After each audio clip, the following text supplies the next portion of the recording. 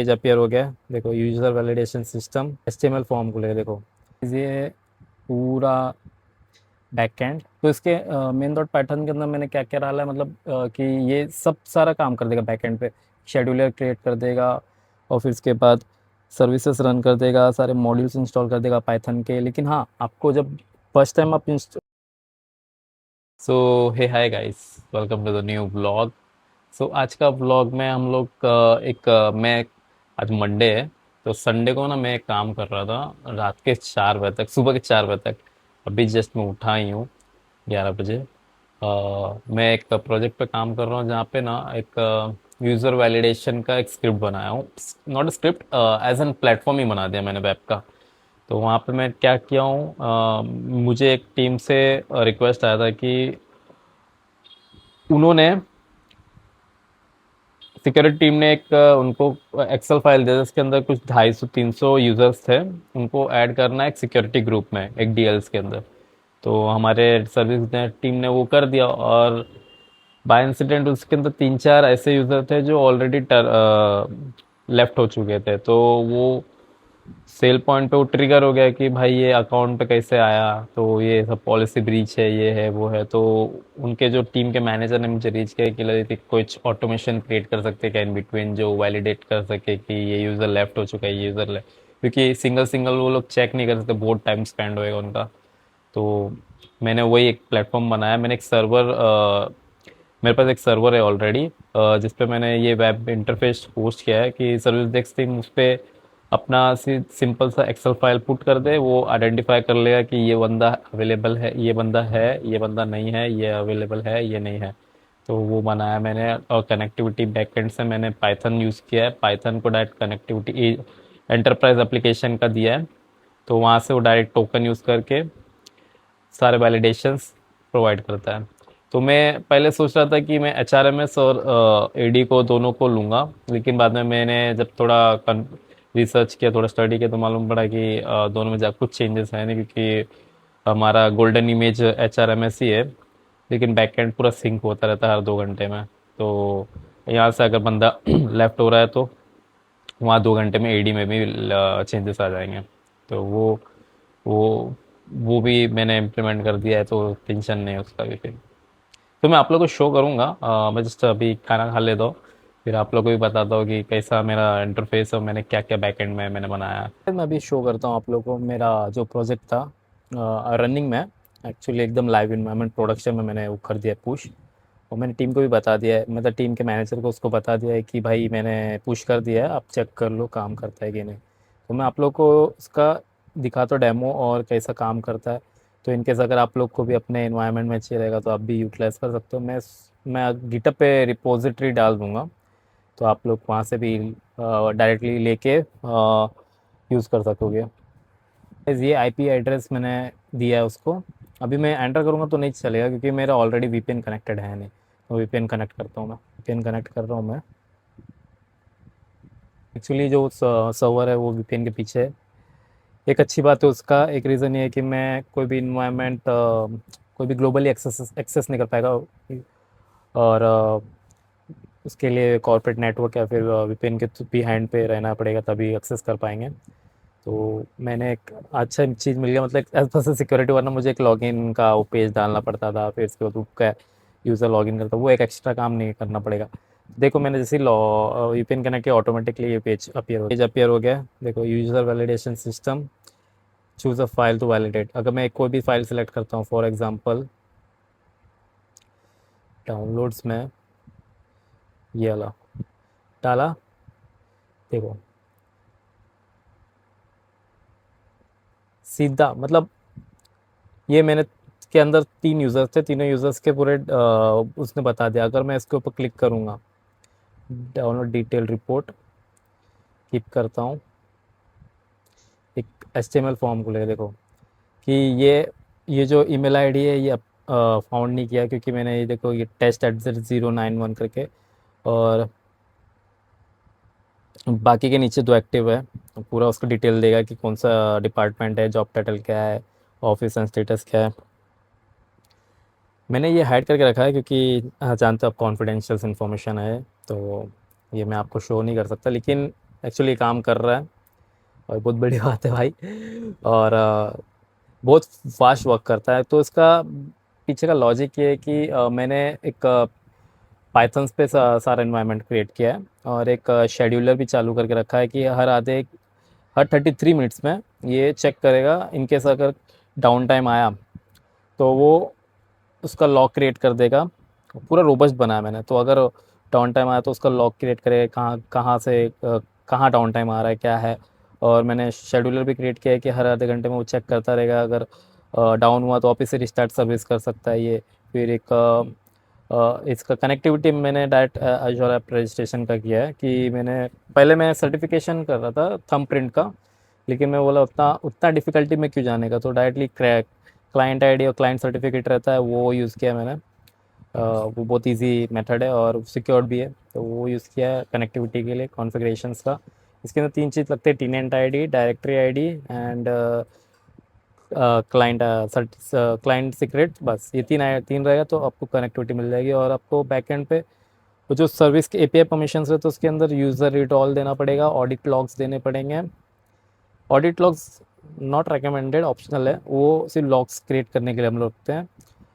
सबसे main user read all का एक परमिशन दे दो, और कुछ नहीं दोगे तो भी चलेगा। तो मैंने ये तो परमिशंस दिए हैं, और इसके इसके थ्रू पूरा कनेक्टिविटी आ रहा है। वेब पेज मैंने एकदम रोबस्ट रखा है, मतलब बूटस्ट्रैप रखा है, ना ही किसी अलग सोर्स के ऊपर डिपेंडेंसी, ना नेटवर्क के ऊपर कोई इंटरनेट के थ्रू जाके वो कैश करे, वो सब नहीं। तो मैंने डायरेक्ट मोस्टली सब जावास्क्रिप्ट बेस के ऊपर ही बनाया है, और थोड़ा CSS यूज़ किया है इसके अंदर कि थोड़ा यूआई अच्छा दिखे। तो इसीलिए ये फास्ट काम कर रहा है, और लैग वैग भी नहीं हो रहा है। तो मैं अभी रिपोजिटरी शेयर करूँगा उसमें आप चेक कर सकते हो, बहुत अच्छा लॉजिक यूज़ किया मैंने इसके अंदर।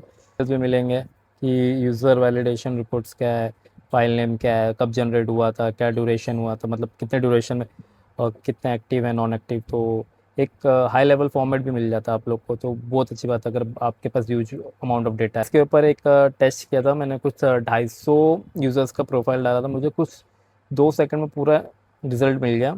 और पूरा का पूरा मतलब कौन एक्टिव है, कौन नॉन एक्टिव है, कौन सा फाउंड नहीं हुआ नॉन एडी के अंदर। तो ये भी है। और आप इसको और ब्रॉडर बना सकते हो, जैसे मैंने सिर्फ इसके अंदर एडी कनेक्ट किया है, मैंने सिर्फ एडी कनेक्ट किया है, तो आप इसके अंदर ऑक्टा कनेक्टिविटी ला सकते हो, ऑक्टा का एपीआई कनेक्ट करके। फिर इसके बाद एक और जैसे फॉर एग्जांपल आपका HRMS पोर्टल का एपीआई कनेक्ट कर सकते हो, लेकिन उसके लिए थोड़ा कोडिंग में आपको डिफरेंस मेंशन करने पड़ेंगे कि कैसे कहाँ से क्या फैच करना है, कैसा वैलिडेट करना है, तो वो सब भी करना पड़ेगा आपको। लेकिन मैं आपको कोड दिखाता हूँ तब तक, हाई लेवल तक। ये पूरा बैकएंड जिसके ऊपर ये काम कर रहा है, ये मेरा लोकल कॉपी है, मेरा सर्वर पे अलग कॉपी है, क्योंकि ये जो आप लोग को ये दिख रहा रहेगा ये पूरा वन ड्राइव का, ये मेरा लोकल कॉपी रखा है मैंने। और सर्वर पे जानते हो वन ड्राइव कनेक्टिविटी नहीं रखता मैं, as per the security reason भी, और ना कुछ भी सिक्योर पर्पस के लिए। तो इसके अंदर ऐप के अंदर मेन है। तो ये जो मेन पाइथन है ना, मेन डॉट पाइथन, जब भी आप अगर रन करने मतलब फर्स्ट टाइम रन करने जाओगे ना, तो आपको मेन डॉट पाइथन को ही रन करना है। तो इसके मेन डॉट पाइथन के अंदर मैंने क्या क्या डाला है, मतलब कि ये सब सारा काम कर देगा बैकएंड पे, शेड्यूलर क्रिएट कर देगा, और फिर उसके बाद सर्विसेज रन कर देगा, सारे मॉड्यूल्स इंस्टॉल कर देगा पाइथन के। लेकिन हाँ, आपको जब फर्स्ट टाइम आप रन करोगे ना, तो पाइथन आपके इन्वायरमेंट में होना चाहिए, मतलब इंस्टॉल होना चाहिए, और वो भी 3.11 करके वर्जन में स्पेसिफिक वर्जन है। सन का ना आप लेटेस्ट मत इंस्टॉल करेगा, वो ब्रेक करेगा इसको, क्योंकि लेटेस्ट वाले में कुछ मॉड्यूल्स हैं जो प्लगइन्स हैं वो नहीं काम करते हैं, वो आई थिंक डेप्रिकेट हो गए हैं।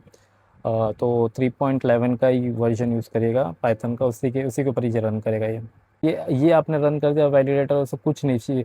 बस आप कनेक्टिविटी के लिए ना बैक जाओ, कॉन्फ़िग में जाओ, इसके अंदर एडी क्रेडेंशियल्स के अंदर ही सारे क्रेडेंशियल्स है आपके। ये जो है ना, जितना भी ये जो ऐप सर्टिफिकेट, ये इग्नोर करो, वैलिडेटर पाइप भी इग्नोर करो, ये तो मैंने टेस्टिंग पर्पज़ के लिए यूज़ किया था। इसकी मैं आपको रिपोजिटरी में ये सब नहीं मिलेगा, सिर्फ ये मिलेगा। एडी क्रेडेंशियल्स के अंदर ना आपको सिर्फ वो डालना है, आपके टीनेंट आईडी जो आपको अश्योर जब आप एंटरप्राइज एप्लीकेशन बनाओगे तो उसके अंदर मिलेगा, टीनेंट ID, directory ID and client secret, ये 3 चीज़ें चाहिए बस, और कुछ नहीं। तो वो बहुत इजी, बस ये 3 डाल दो और वो मेन डॉट पाइथन रन कर दो, बन गया आपका इन्वायरमेंट। और आपको एक जो जो सर्वर का आईपी रहेगा वही सर्वर के आईपी पे मिलेगा और 8080 पोर्ट पे वो स्टैंड करेगा। तो आपको अगर किल भी करना रहा तो आप डायरेक्टली पोर्ट को किल कर दोगे तो पूरा इन्वायरमेंट बंद हो जाएगा। और अगर फिर से शुरू करना रहा तो फिर ये आपका वो कर लीजिएगा, मेन डॉट पाइथन को रन कर लीजिएगा CMD से, वो आपका ऑफिस चालू हो जाएगा इन्वायरमेंट। डेटा का फ़ोल्डर में कुछ डेटास हैं जो वैलिडेशंस के लिए काम होते हैं, ये बैकएंड है, आप इसको ना ही छेड़ो तो बहुत बेटर है। और ये लॉग्स है, तो अगर इन केस कुछ एरर आता है जैसे कनेक्टिविटी इशू आ रहा है, कुछ इशू आ रहा है, तो सारे लॉग्स इसके अंदर में मिलते जाएंगे आपको। हेल्थ सर्विसेज, वेब सर्विसेज, क्या सर्विस है, हेल्दी है कि नहीं हेल्दी है, तो सारी चीज़ें ये अपडेट होते रहते हैं डेली बेसिस पे। और फिर इसके बाद रिपोर्ट्स, तो मैंने एक लॉजिक इसके अंदर ये डाला है कि अगर यूज़र कोई भी रन कर रहा है तो सारे रिपोर्ट्स यहाँ भी सेव होएंगे, लोकली भी सेव होते रहेंगे। देखो यहाँ पे भी सेव हो रहा है, तो वो भी सेव होते रहेंगे। तो इन केस अगर आपको टेस्ट या ट्रबल शूटिंग करना है, कुछ करना, तो आप इस पर भी कर सकते हो। फिर ये स्क्रिप्ट का फोल्डर है, इसके अंदर ना सारे पाइथन स्क्रिप्ट है और अ, जो एज अ मीडिएटर काम कर रहा है, तो ये सब है। हाँ, आपको अच्छा वो याद आ गया मुझे, तो आप लोग ये भी ना अपने सिस्टम में ना ओपन एसएसएल भी इंस्टॉल कर लीजिएगा, क्योंकि ओपन एसएसएल का कॉन्फ़िगरेशन लगेगा इसके ऊपर, वो automatically main dot P Y सारा कॉन्फ़िगरेशन कर रहा है, लेकिन आपको एप्लीकेशन इंस्टॉल ज़रूर करना रहेगा ओपन एसएसएल का। और फिर ये अपलोड्स में ब्लैंक ही रहेगा, ये कुछ ऑप्शनल रखा है मैंने। और रिक्वायरमेंट्स को आप अपना देख सकते हो, ठीक है। तो ये ऑटोमेटिकली सब इंस्टॉल हो जाएगा, मेन डॉट पाइथन के अंदर मैंने सारे मेंशन करके रखे ऑलरेडी, ठीक है। ये गाइस बहुत इजी है ये। आप अगर आपको यूज़ करना रहेगा तो आप सिंपली इसे भी इतना पुल करके सेव करो और डायरेक्टली जो मैंने बताया वो रन कर दो, चालू हो जाएगा आपका भी एज अ वैलिडेटर।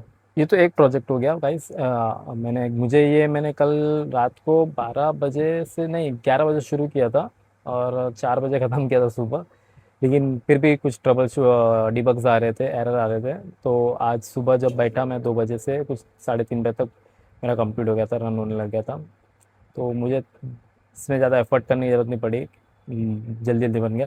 लेकिन अभी मैं एक नया प्रोजेक्ट पे काम कर रहा हूँ, एक सिक्योरिटी एप्लीकेशन सोच रहा हूँ बनाने की, कि मैंने आपको बताया था कि ऑब्सिडियन सिक्योरिटी और एक मैं उसका POC कर रहा था, तो कैसा वो एप्लीकेशन है, कैसा है, काम करता है, तो उसी का लॉजिक मैं यूज़ करने वाला हूँ। कि अगर क्योंकि वो 192K का था, तो मैंने जब उसको इन्वायरमेंट को पढ़ा तो मैं बोला ये तो मैं भी बना सकता हूँ, तो सभी बना सकते हो, और उसके अल्टरनेटिव भी बहुत हैं। वही सेम मैंने एक और कंपनी का ना ग्रिप करके है, सेम डिट्टो कॉपी उसी का ही है, तो वो मैं भी बना सकता हूँ। तो मैं वही सोच रहा हूँ कि वो भी बना दूँ बैक एंड में इन द फ्री टाइम में। तो कैसा टीम एक्चुअली वो एप्लीकेशन बहुत सही लगा कि सारी चीज़ें वो मॉनिटर करता, सारी एक्टिविटीज़ मॉनिटर करता। तो बहुत मतलब एक must have in the environment करके एप्लीकेशन है ये। लेकिन इसका प्राइस बहुत ज़्यादा था, तो हमारी कंपनी ने बोला कि नहीं अफोर्ड कर सकते बजट कॉन्स्टेंट्स के चक्कर में। तो मैं वही सोच रहा हूँ बैकेंड में अगर मैं बना दूँ तो देखते क्या होता है, खुश हो जाएंगे भाई। लेकिन वही बात है, अगर आप ज़्यादा हाथ दोगे तो फिर लोग खींच लेंगे आपको। तो लेकिन मेरे को सीखने बहुत मिलेगा, तो मैं वही सोच रहा हूँ बैकएंड्स में बनाते रहूँगा। अगर एक कोई सर्टेन पॉइंट पर ऐसा लगा कि नहीं हाँ मैं शो कर सकता हूँ, मेरा वैल्यू हो जाएगा या कुछ मिल जाएगा तो वो पॉइंट में मैं शो करूँगा उन लोगों को, और आप लोग को भी बताऊँगा कि क्या बनाओ। मैं इनकेस हुआ तो मैं गिटअप पे भी वो डाल दूँगा, फिर आप लोग भी यूटिलाइज़ कर सकोगे उसको। तो मैं आज ज़्यादा कुछ आप लोगों को बैकएंड में कुछ दिखाऊंगा नहीं, यही है मेरा जो आज का था व्लॉग। तो होप आप लोग को अच्छा लगा होगा। लाइक एंड सब्सक्राइब तो ज़रूर कर दीजिएगा। मेरे को व्यूज़ तो आ रहे हैं, सब्सक्राइब्स नहीं आ रहे हैं, और लाइक भी कम ही आ रहे हैं, तो थोड़ा सपोर्ट दिखाओ यार। तो मिलते हैं नेक्स्ट व्लॉग में, तब तक के लिए बाय गाइस।